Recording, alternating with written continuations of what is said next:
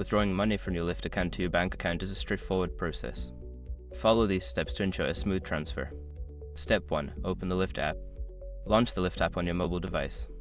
Make sure you are logged into your account to access your earnings. Step 2. Navigate to your earnings.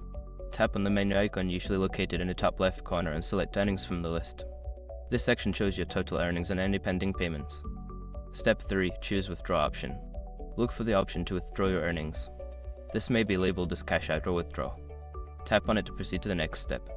Step 4. Select your bank account. If you have multiple bank accounts linked, choose the one you want to transfer the money to. If you haven't linked the bank account yet, you will need to do so by entering your bank details. Step 5. Confirm the withdrawal. Review the amount you wish to withdraw and confirm the transaction. You should receive a notification once the transfer is initiated, and the funds will typically appear in your bank account within a few business days. By following these steps, you can easily withdraw your earnings from Lyft to your bank account. If you encounter any issues, consider reaching out to Lyft support for assistance.